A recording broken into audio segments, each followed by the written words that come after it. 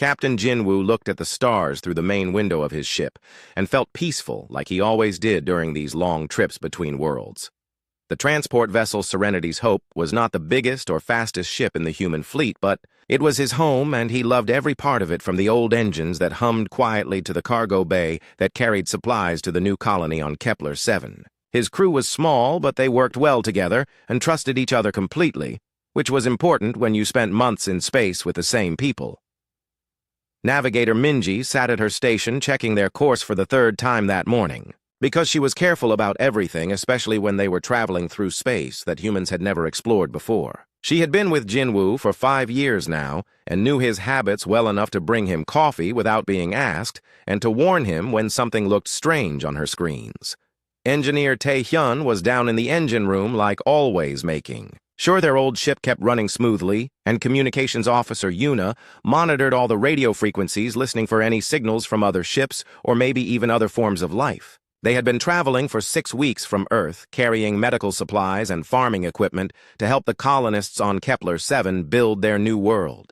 It was routine work, but important work, and Jinwoo felt proud that his ship helped humans spread across the galaxy in peace. The cargo bay was full of things that would help people live better lives instead of weapons or military equipment, and that felt right to him, because humans had learned long ago that building was better than destroying, even though they were very good at both, when they needed to be. The alarm on Minji's station started beeping softly, and she frowned at her screens before calling out that she was detecting multiple ships approaching from the direction they had never seen any human vessels travel. Jinwoo moved to stand behind her chair and looked at the readings that showed 12 large objects moving toward them at high speed with energy signatures that were definitely not human technology. His heart started beating faster, but he kept his voice calm when he told Yuna to open all communication channels and prepare the first contact protocols that every human ship carried, just in case this day ever came. Yuna's fingers moved quickly over her controls as she activated the special communication systems designed by Earth's best scientists to talk with alien species they might meet among the stars. She sent out mathematical sequences and music and images that were supposed to show that humans were intelligent and peaceful and wanted to be friends with anyone else they found in the galaxy. The signals went out in all directions using every frequency and communication method humans had ever discovered or invented. The alien ships were getting closer, and their sensors showed they were much larger than the Serenity's Hope, with weapons and shields that looked more advanced than anything humans had built. Jinwoo felt nervous but also excited because this was the moment humans had been preparing for since they first left Earth and reached for the stars. First contact with another intelligent species was supposed to be one of the most important events in human history, and he wanted to do it right. The lead alien ship sent back a response that Yuna's computers tried to translate, but the meaning was not friendly. The aliens were demanding that the human ship surrender immediately and prepare to be boarded and searched. They called humans a primitive species that had no right to travel in space that belonged to the Villani Empire, and said that Jinwoo and his crew were now prisoners of war, even though no war had been declared by anyone. Admiral Kethavor commanded the alien fleet from his flagship and looked at the human vessel with disappointment because it seemed so small and weak compared to his powerful warships.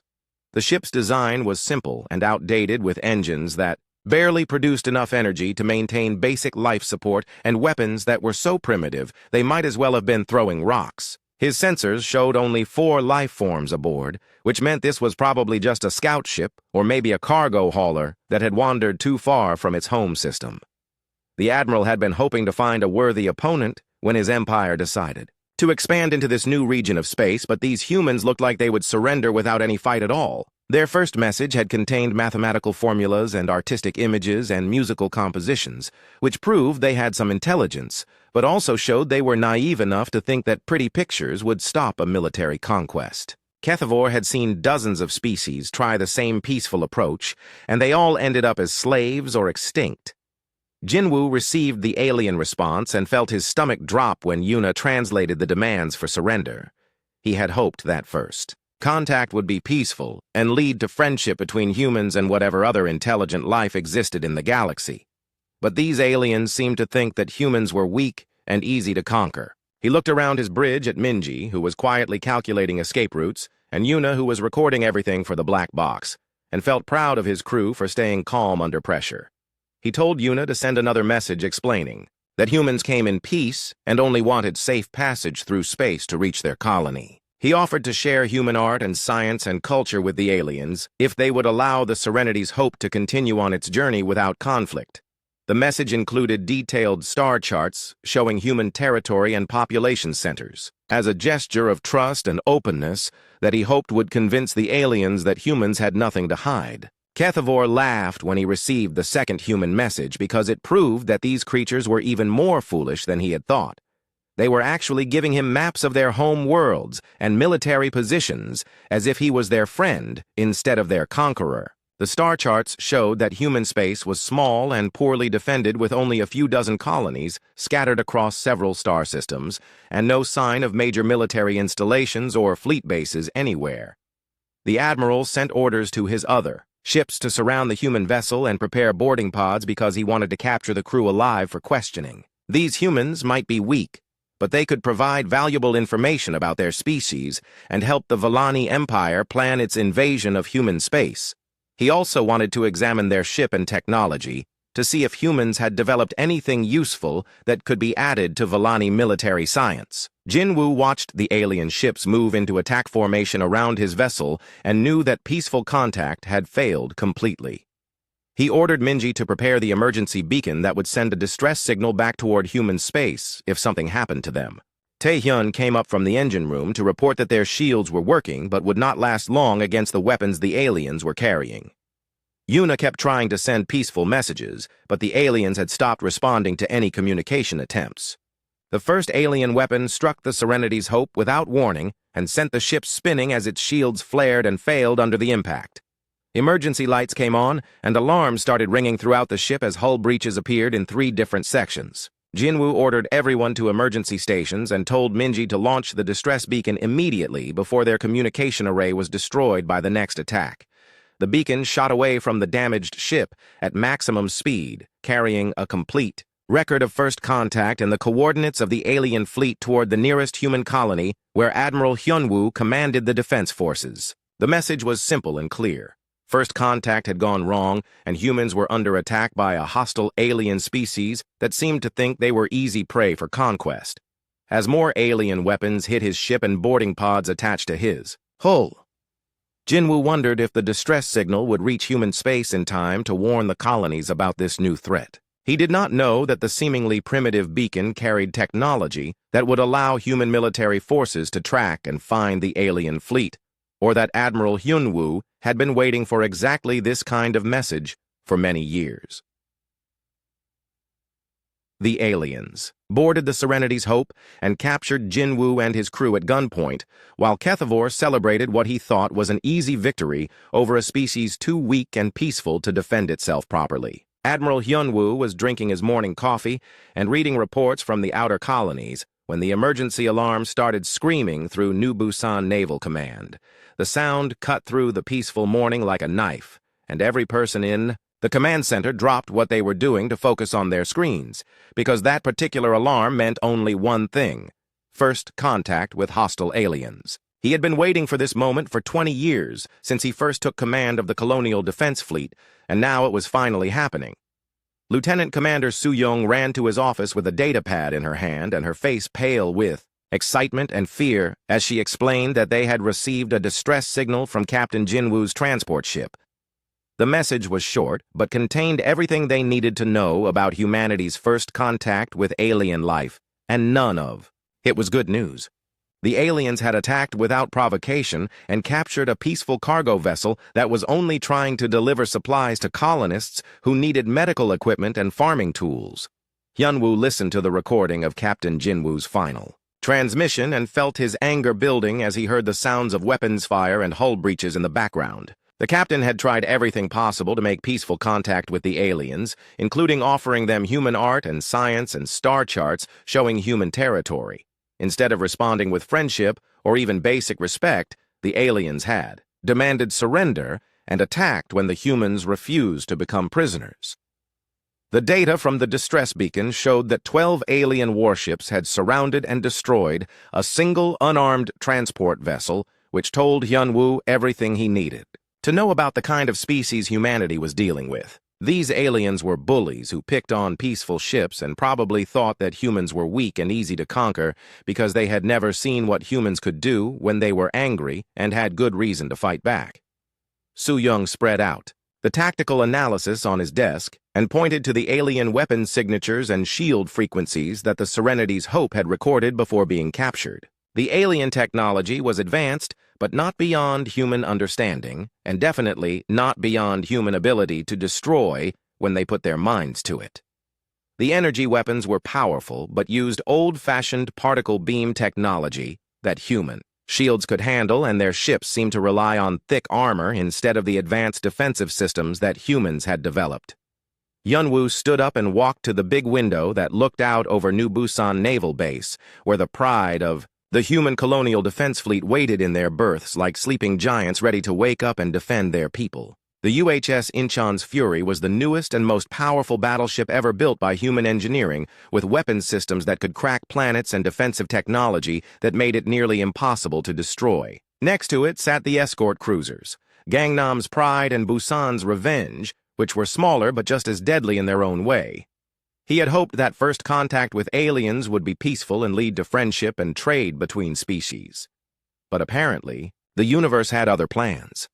The aliens had made their choice when they attacked innocent civilians, and now they would learn why humans had survived every war and disaster that their home planet had thrown at them for thousands of years. Earth had taught humanity many things, but the most important lesson was that sometimes you had to fight to protect the people you loved.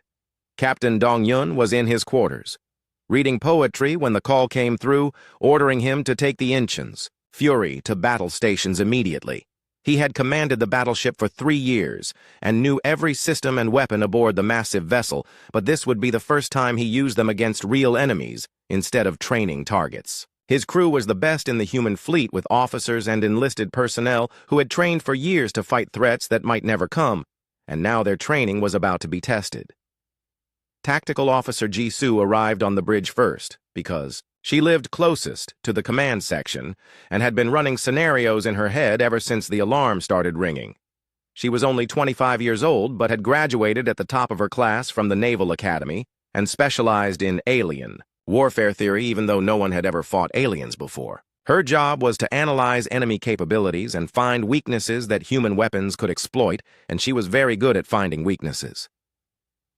Weapons Coordinator Wanbin came next and immediately started checking the status of every gun and missile system on the ship, because he was responsible for making sure that when Captain Dong-hyun gave the order to fire, nothing would malfunction or fail to work properly. The Incheon's Fury carried enough firepower to level cities, and he wanted to make sure every weapon was ready to deliver that firepower exactly where it would do the most good against alien targets.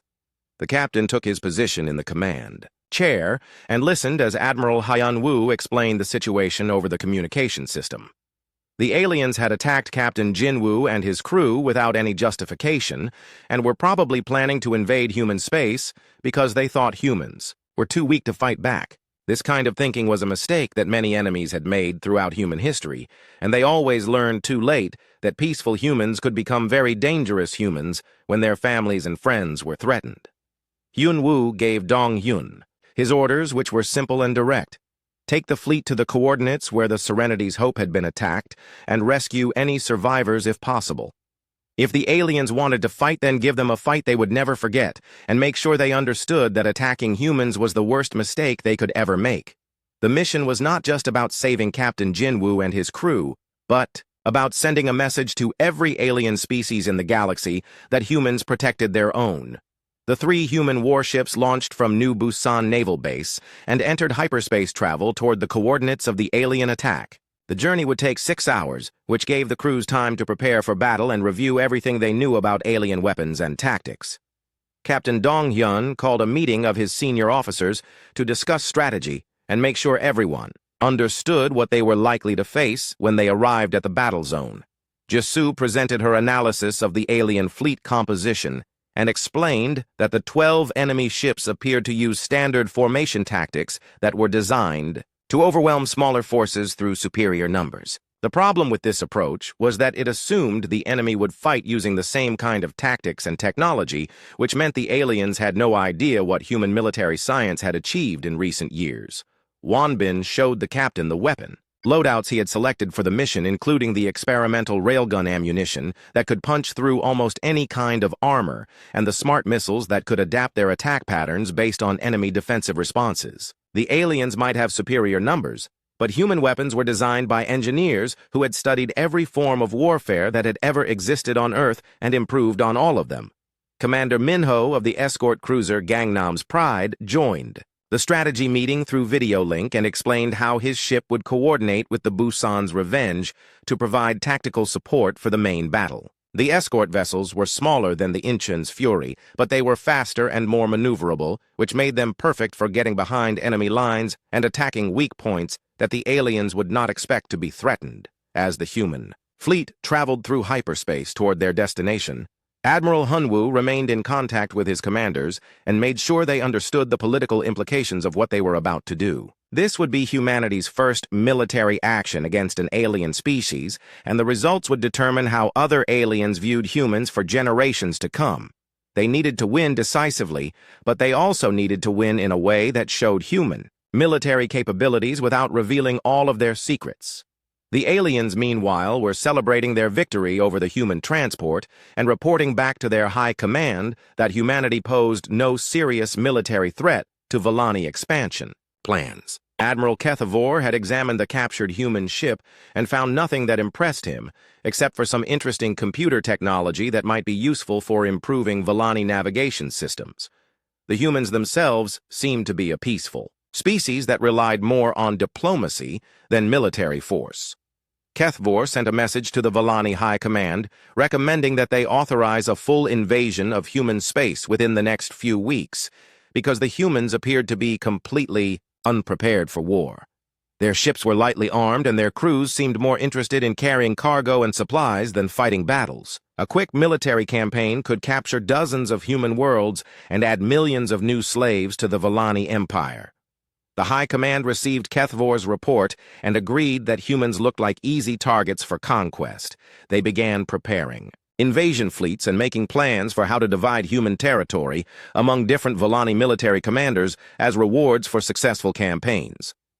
None of them considered the possibility that they might be making a mistake about human military capabilities or that the transport ship they had captured was not representative of human naval power. The UHS Incheon's Fury emerged from hyperspace like a metal mountain appearing suddenly in the darkness of space, with its escort ships flanking it in perfect formation that spoke of years of training and discipline.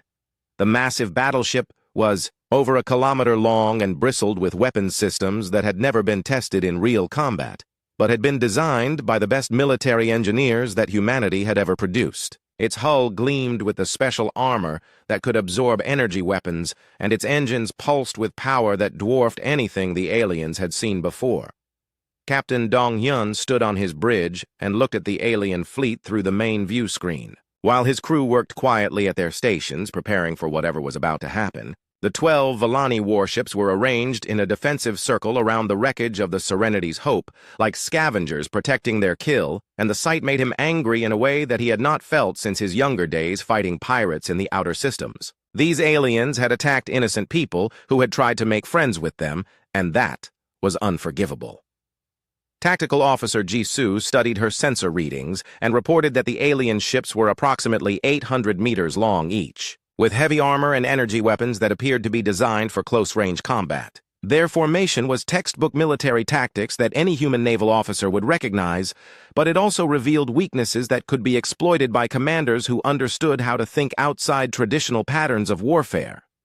Weapons Coordinator Wanbin checked his systems one final time and confirmed that every gun and missile launcher on the Incheon's Fury was ready to fire with ammunition loads that had been specifically selected for fighting unknown alien technology. The main railgun batteries could accelerate projectiles to significant fractions of light speed, while the plasma artillery could melt through armor that conventional weapons could not penetrate. Smart missiles waited in their launch tubes with artificial intelligence systems that could adapt their attack patterns in real time. Captain Dongyun opened a communication channel to the alien fleet and spoke in the calm professional voice that he used when dealing with pirates or smugglers who thought they could intimidate human merchant vessels. He identified himself as the commanding officer of a human military vessel and demanded the immediate release of Captain Jinwoo and his crew, along with any other prisoners the aliens might have taken during their unprovoked attack on a peaceful transport ship. The message was transmitted using the same universal communication protocols that the Serenity's Hope had used during first contact and included mathematical proofs and linguistic patterns that should have made the meaning clear to any intelligent species. Dongyun gave the aliens 30 seconds to respond with confirmation that they would release their prisoners and withdraw from human space immediately or face the consequences of their aggressive actions. Interpreter Hyerim worked frantically to decode any response from the alien fleet while monitoring all communication frequencies for signs that the aliens were trying to coordinate their defensive strategy. She had studied xenolinguistics at the university and specialized in first contact protocols, but this situation was far beyond anything she had trained for, since the aliens had already proven themselves hostile to peaceful diplomatic efforts. Admiral Kethavor received the human transmission aboard his flagship and felt amused by what he saw as desperate bluffing from a species that obviously had no understanding of real military power.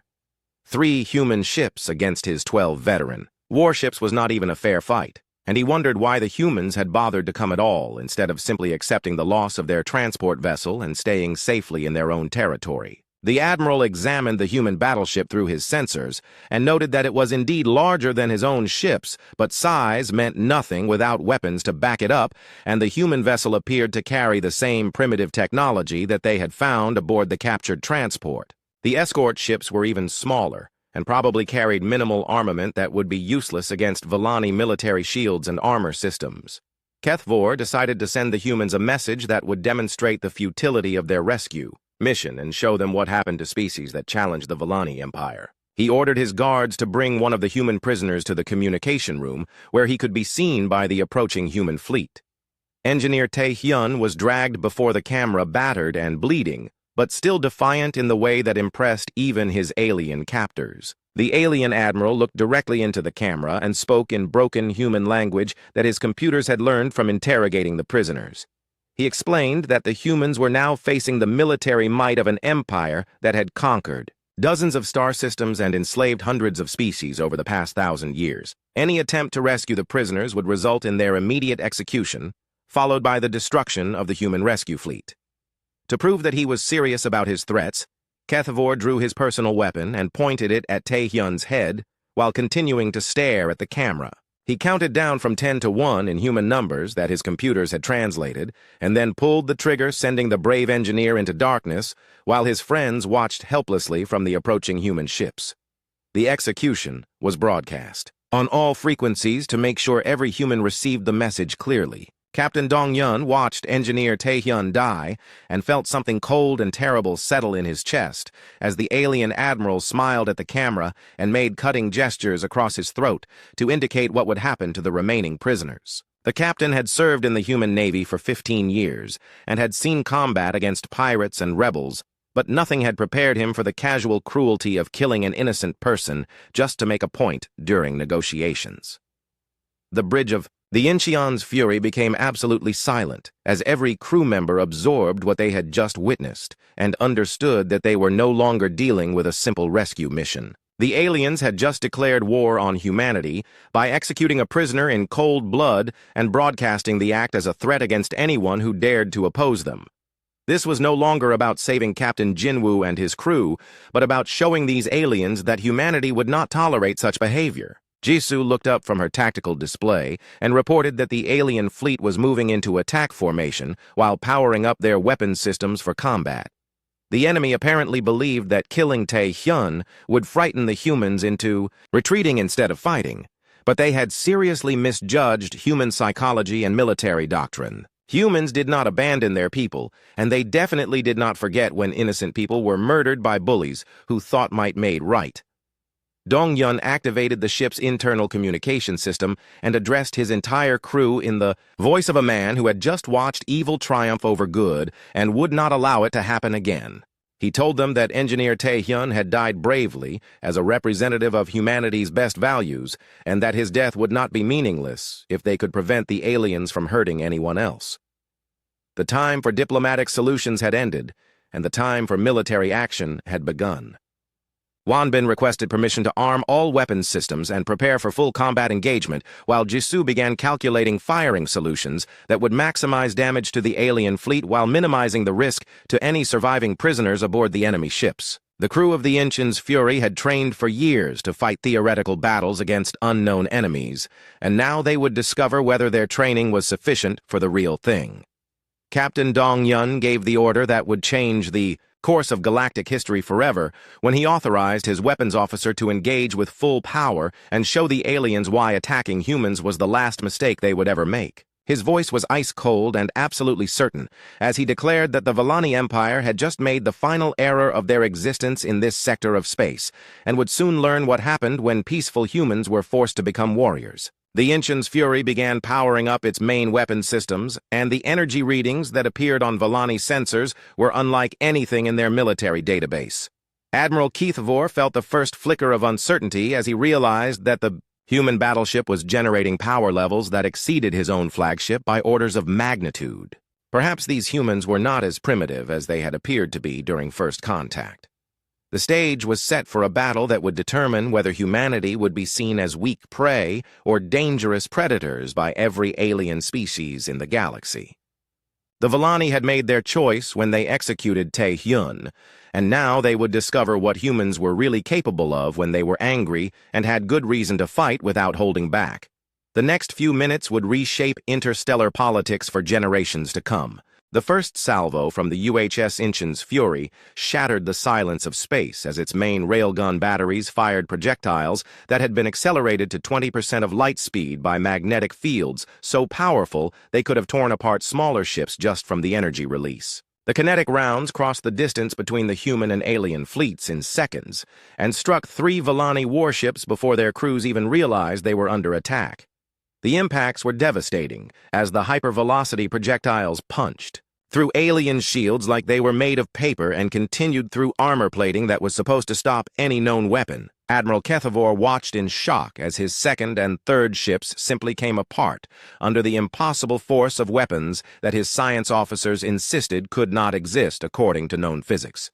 The human projectiles had not exploded or burned through his ships, but had instead transferred so much kinetic energy that the molecular bonds holding the hull materials together had simply failed catastrophically. Where moments before he had commanded 2 fully operational warships, there were now expanding clouds of debris mixed with atmosphere and the frozen bodies of crew members who had died before they understood what was happening to them.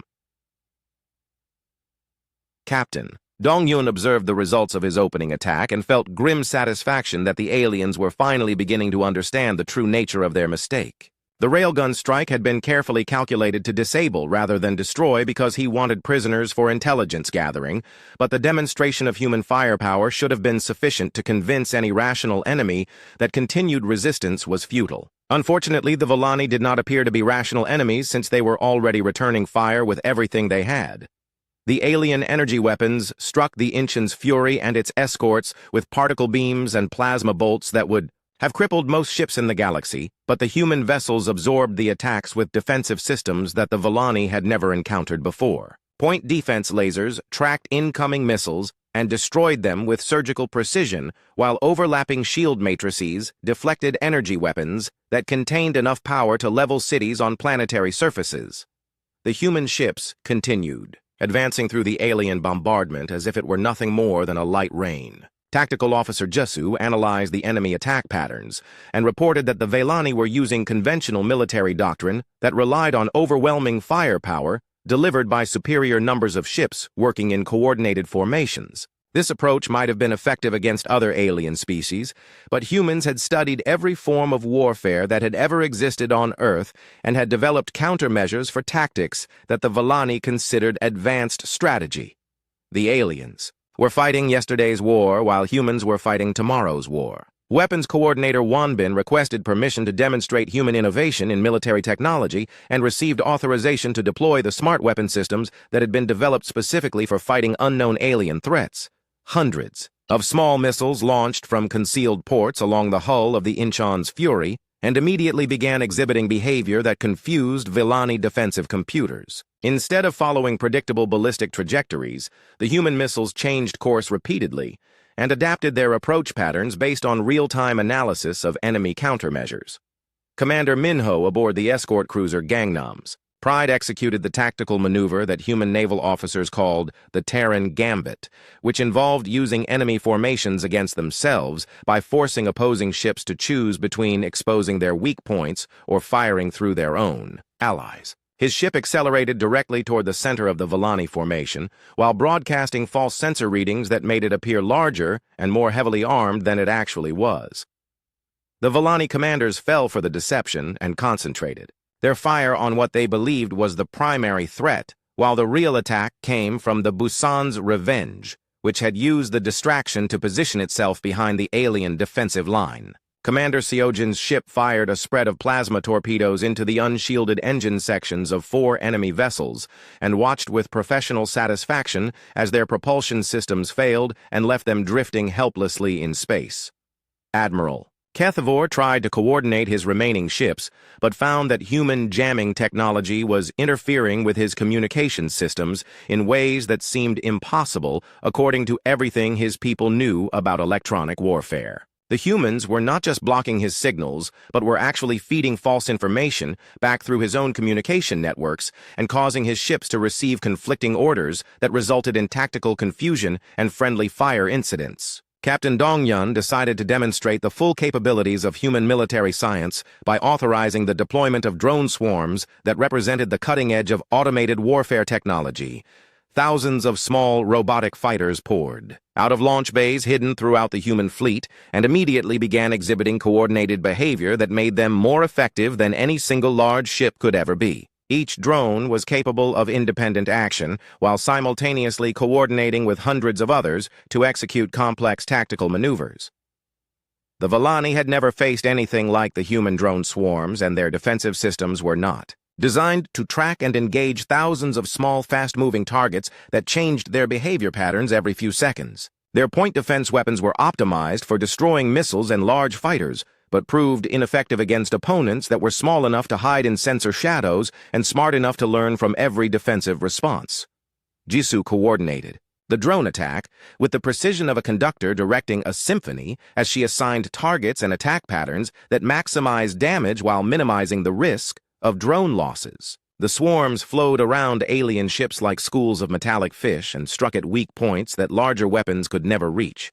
Engine cooling vents and sensor arrays and communication antennas were systematically destroyed by tiny explosives. That crippled Villani capabilities without triggering the automatic systems that would have killed any prisoners still aboard the enemy vessels. Wanbin demonstrated human plasma artillery by firing concentrated bursts of superheated matter that melted through alien armor like a welding torch cutting through thin metal. The weapons were based on technology that humans had originally developed for industrial applications, but had been adapted for military use with modifications that made them capable of penetrating any known defensive system. The plasma bolts burned neat holes through Villani ships and left the edges of the wounds glowing white-hot for several minutes after impact. Admiral Kethavor realized that his fleet was being systematically destroyed by weapons and tactics that his military had never encountered and probably never imagined. The humans were not just defeating his ships, but were doing it with such technological superiority that resistance was clearly pointless. 5 of his vessels had been completely disabled, while 3 others were so badly damaged they could barely maintain life support for their surviving crew members. The Villani admiral tried to signal his surrender, but discovered that the humans were jamming all communication frequencies except for the specific channel they wanted him to use.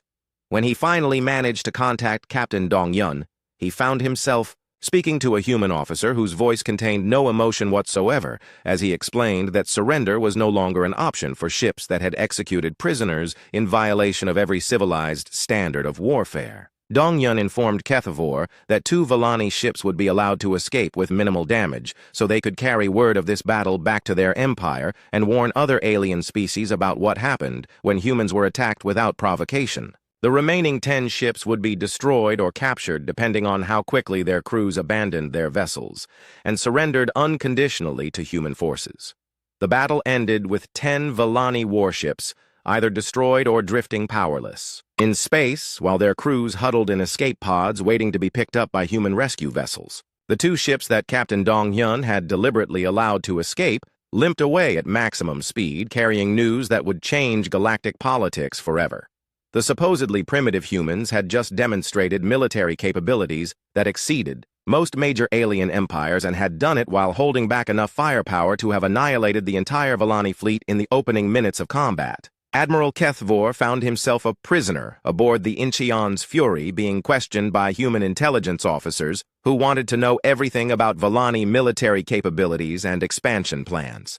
The humans treated him with professional courtesy but made it clear that his survival depended on his cooperation in preventing further conflicts between their species. He had learned too late that attacking humans was the worst mistake the Volani Empire had ever made. The rescue operation began immediately after the last Volani ship had either surrendered or been destroyed, as human boarding teams searched through the wreckage of the Serenity's Hope, looking for survivors among the twisted metal and shattered corridors. Captain Jinwoo was found unconscious but alive in what had once been the ship's medical bay, along with Navigator Minji and Communications Officer Yuna, who had been badly injured during the alien attack, but had managed to stay alive by helping each other through the worst of their ordeal. The human medical teams worked quickly to stabilize the survivors and transport them to the Incheon's Fury, where the ship's doctors could provide proper treatment for injuries that ranged from broken bones to severe burns caused by plasma weapons. Captain Jinwoo regained consciousness aboard the battleship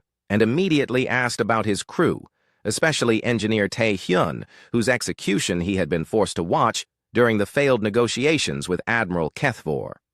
Captain Dong-hyun visited the rescued survivors in the medical bay and personally delivered the news that Tae-hyun had died bravely as a representative of humanity's best values, and that his sacrifice had not been meaningless because it had shown the true nature of the enemy they were fighting.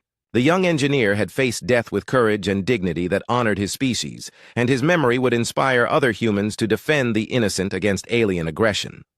The interrogation of captured Volani officers revealed intelligence that shocked even experienced human military analysts who had spent years studying theoretical alien threats. The Volani Empire controlled over 40 star systems and had enslaved dozens of different species during a 1,000-year campaign of conquest that showed no signs of slowing down. Earth and its colonies had been targeted for invasion because long-range scouts had reported that humans appeared to be a peaceful species with minimal military capabilities. Intelligence Officer Seojin analyzed the captured data and discovered that the Volani were only one of several aggressive alien empires that were expanding into this region of space and would eventually come into contact with human territory. The attack on the Serenity's Hope had been intended as a preliminary strike to test human defenses before a full-scale invasion that would have brought hundreds of warships against colonies that were protected by only a few dozen patrol vessels. Captain Dong-hyun made a decision that would reshape galactic politics for generations to come when he ordered his communication specialists to prepare a comprehensive data package that would be transmitted to every surviving Volani ship before they were allowed to return to their empire. The package contained complete recordings of the battle along with detailed analysis of human military capabilities and a personal message from Admiral Hyunwoo that was intended for the Volani High Command and any other alien species that might be monitoring their communications. The message began with Admiral Hyunwoo standing on the bridge of his flagship, wearing the dress uniform that bore the symbols of Earth and all of its colonies as he looked directly into the camera with the calm confidence of someone who had just proven that his people could defend themselves against any threat. His voice was steady and professional as he explained that humanity had come to the galaxy as explorers and scientists and builders who wanted to make friends with whatever intelligent life they might encounter among the stars. Hyunwoo continued by noting that humans had offered friendship and cooperation to the Volani Empire through Captain Jinwoo and his crew, who had shared art and music and scientific knowledge as gifts that represented the best of human civilization. The aliens had responded to these peaceful overtures by attacking without provocation and executing prisoners in violation of every standard of civilized behavior that existed anywhere in the galaxy. The Admiral explained that the battle they had just witnessed was only a small demonstration of human military capabilities, and that the weapons and tactics used against the Volani fleet represented technology that was several generations behind the current state of human defense systems. The Incheon's Fury and its escorts had been specifically chosen for this mission because they were powerful enough to handle any reasonable threat, but not so advanced that their destruction would compromise humanity's most important military secrets. Admiral Hyunwoo made it clear that humans preferred peace and would always attempt diplomatic solutions before resorting to violence, but that they were the children of a world that had taught them warfare before it taught them anything else. Earth's history was written in the ashes of civilizations that had chosen conquest over cooperation, and humanity had learned every lesson that could be taught by 10,000 years of continuous conflict between different tribes and nations and empires. The message included detailed specifications for human weapons systems that were impressive enough to discourage aggression, but not advanced enough to reveal the true extent of human military science. Energy readings from the railgun batteries and plasma artillery were provided along with performance data for the defensive systems that had made human ships nearly invulnerable to Volani attacks. The drone swarms were explained as examples of artificial intelligence technology that could coordinate thousands of independent units in real-time combat situations. Hyunwoo concluded his message by stating that humanity sought peace among the stars and would welcome trade and cultural exchange with any species that approached them with honest intentions. However, any alien empire that chose to attack human civilians or threaten human colonies would discover why Earth's children had survived every challenge their hostile planet had presented and had eventually conquered not only their own world, but the space between worlds. The data package was transmitted to the two surviving Volani ships, along with star charts showing the locations of major human military bases and fleet concentrations that were deliberately designed to impress alien intelligence analysts with the scope of human defensive preparations. The information was accurate but incomplete, since it showed only the forces that humans were willing to reveal while concealing the existence of weapons and ships that were still classified at the highest levels of military secrecy. Admiral Kethvor received the human message aboard one of the damaged ships that had been allowed to escape, and realized that his empire had made a catastrophic error in judgment when they decided to attack what they thought was a primitive species. The humans had not only demonstrated superior military technology, but had done it while showing remarkable restraint in their use of force. They could have destroyed his entire fleet in the opening moments of combat, but had instead chosen to disable most of his ships and capture their crews alive. The journey back to Volani space took 3 weeks, during which time the surviving officers studied every detail of their defeat and tried to understand how they had been so completely outmatched by an enemy they had dismissed as weak and unprepared for war. The human weapons were unlike anything in their military database, and the tactics used against them suggested centuries of experience fighting technologically advanced opponents.